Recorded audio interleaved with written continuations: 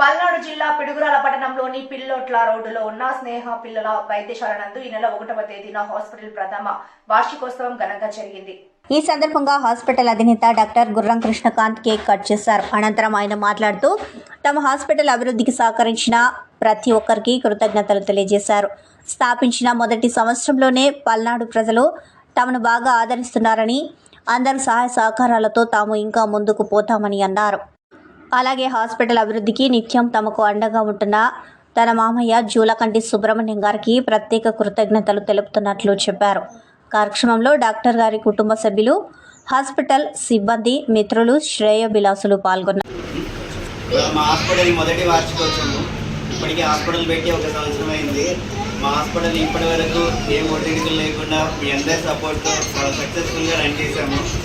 ఇంతే మీ ఆదర అభిమానాలతో, మీ అందరి సపోర్ట్తో ఇంకా ఎన్నెన్నో సంవత్సరాలు మా హాస్పిటల్ ఇలానే సక్సెస్ఫుల్గా రన్ చేయాలని మేము ఆశిస్తున్నాము. మీ నుంచి కూడా అంతే సపోర్ట్ కోరుకుంటున్నాము.